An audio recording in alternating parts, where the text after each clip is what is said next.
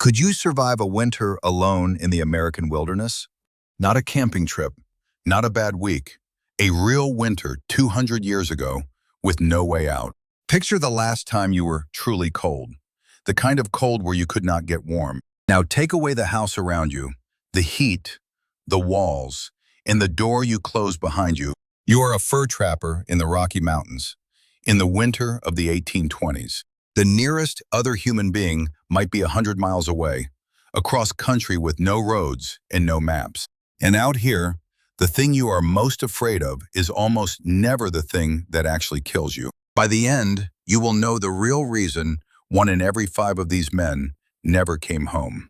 First, meet the man you think you would have to become to survive out here. We picture the mountain man as a legend carved straight out of the wild itself. A lone figure in buckskin and fur, afraid of nothing, needing no one at all. About 3,000 of these men roam the Rockies, hunting one thing above all, beaver. Around 3,000 trappers chasing a fortune hidden in beaver fur. Beaver pelts made the fashionable hats of Europe, and one good season could make a man rich. So they went where no map existed, alone, into the highest and coldest country in America. And when we imagine what could kill a man out here, we picture one thing above all others: the grizzly bear. A grizzly can stand 10 feet tall and outrun a horse across open ground. It is the nightmare of these mountains, and every single trapper feared it. One trapper, Hugh Glass, was mauled so badly by one that his story became a legend, and we will come back to him. But here is the strange truth buried in the records of these men. Out of hundreds of trapper deaths, grizzly bears account for only a small handful. The bear is the fear. The bear is almost never the killer. The thing that actually empties these mountains of men is quieter, slower, and endlessly patient. It does not charge out of the trees. It does not roar a warning. It arrives on a cold wind in the back half of the year, and it simply waits. Because the real enemy out here is not an animal at all. It is the season itself. And once it closes in, there is nowhere in these mountains you can hide from it. The trappers had a grim name for the months ahead. They called it the starving time. Winter. In the Rockies, winter does not arrive gently. It slams the door shut behind you. The temperature drops far below freezing, and then it stays there for months. And the very first thing the cold takes from you is the one thing you came all this way for. The streams freeze solid, and under the ice, the beaver are sealed away out of reach. Your work stops. Your income stops. And now you are simply trying to stay alive. So the trappers stop moving and hold up, building low shelters to wait the winter out. They pitched lean-tos with their backs to the wind, crawled inside, and waited for spring. But waiting still means eating, and these mountains in winter do not want to feed you. The great herds of buffalo that once fed the trappers were being hunted out year after year. On the worst nights, the air itself falls to 40 degrees below zero. At that cold, still, and hungry, your body burns through its fuel just trying to keep you warm. A man who cannot find food in that cold is a clock quietly running itself down. First, the strength leaves your legs. Then the warmth leaves your hands and your feet. This is the trap that closes on you slowly, over weeks, in total silence. And the cold and the hunger are not two separate enemies. They are one. A starving body cannot make heat, and a freezing body burns through food twice as fast. Each one feeds the other, tightening the circle until the smallest mistake becomes your last. This is what the trappers meant by the starving time. Not a battle, but a slow siege. And you might think the cold and the hunger are the whole of the danger out here. They are not, because the thing that killed the most trappers of all was faster than winter, and it took only an instant. To trap a beaver, you have to get into the water. Even in the biting cold, a trapper wades into a freezing river to set his traps below the surface. Those icy rivers were one of the single deadliest things in a trapper's entire life. The current is strong, the rocks underfoot are slick, and the water is cold enough to stop a heart. One slip, one lost footing, a heavy fur coat pulling you down, and you are gone in moments. There is no one on the bank to pull you out. Drowning in cold water killed trapper after trapper. And if the river did not take you, something even smaller was waiting its turn. Out here, there is not a single doctor for hundreds of miles in any direction.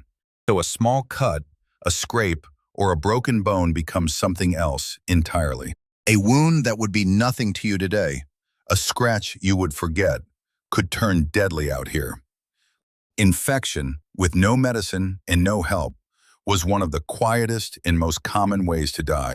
A man could survive the bears, the cold, and the hunger, and still be killed by a bad scratch.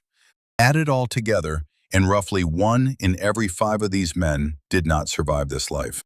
Not in one dramatic moment, but worn down by cold, water, hunger, and small, untended wounds. And notice what almost none of those deaths actually were. They were not the grizzly. They were not some great monster of the wild. They were the ordinary, patient dangers of simply being alone in a hard and unforgiving place. The mountains did not need a monster to kill you. They only needed you to make one small mistake with no one there beside you to catch it. And yet some men did survive all of it, for years, out in that wild. The story of how one man crawled back from the very edge of death tells you exactly how. His name was Hugh Glass, and what happened to him should have been the end of him. In the late summer of 1823, Hugh Glass was scouting ahead of his party. He pushed through a thicket and came face to face with a mother grizzly and her 2 cubs. It is the single worst animal encounter in all these mountains, and he had walked straight into it. The bear was on him before he could even raise his rifle. It threw him down, tore deep wounds across his back, and broke his leg beneath him. His companions drove the bear off at last, but by then the damage was already done. Glass was torn open, his ribs showing, and every man there was certain he would die. The party could not carry a dying man through dangerous country, so 2 stayed behind to bury him. Instead, those 2 took his rifle, his knife, and his gear, and left him lying there, still alive.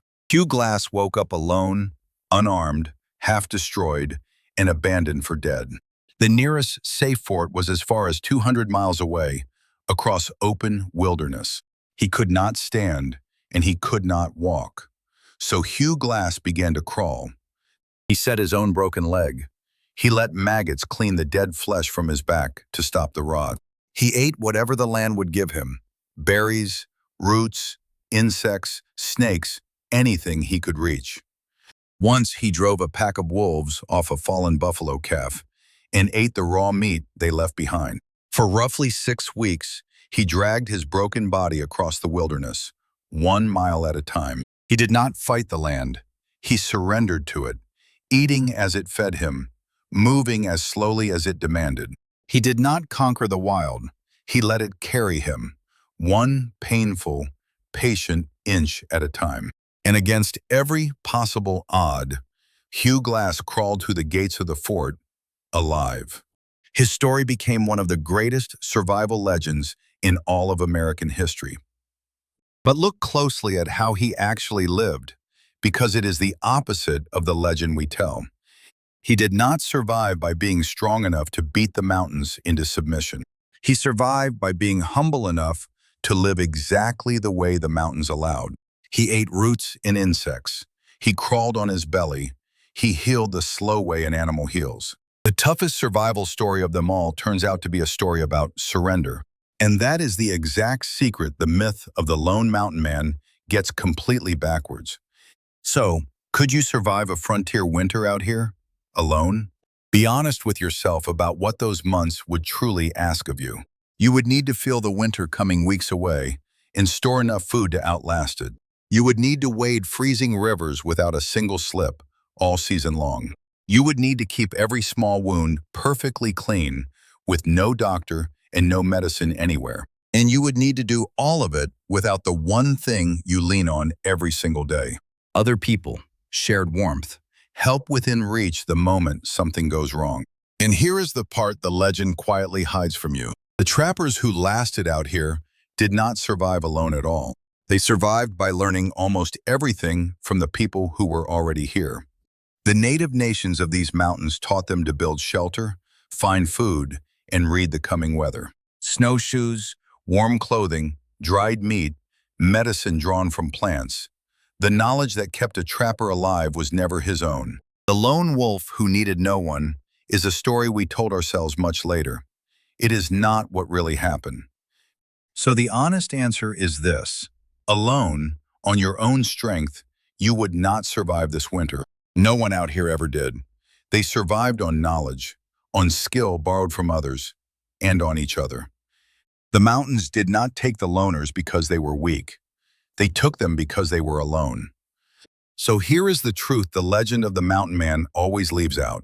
We remember him as the man who needed nothing and no one and beat the wild all by himself. But 1 in 5 of them died, and it was the loneliest ones the mountains took first. The grizzly you were so afraid of was almost never the thing that came for you. The danger was a frozen river, an empty stomach, a small, untended cut, and no one at your side. The men who made it home did it by becoming students of the wild, never its conqueror. They learned from the people of these mountains, and they leaned on one another to stay alive. Even Hugh Glass did not beat the wilderness. He humbled himself before it, and it let him crawl home. And that is the real lesson buried in every one of these frozen, beautiful, deadly mountains. Out here, the strong and the proud and the alone are exactly the ones who do not last. The ones who live are the ones who learn, who adapt, and who are never truly by themselves. So the next time you picture the fearless loner surviving the wild against the whole world, remember that the real ones only ever made it home because they were never truly alone out there.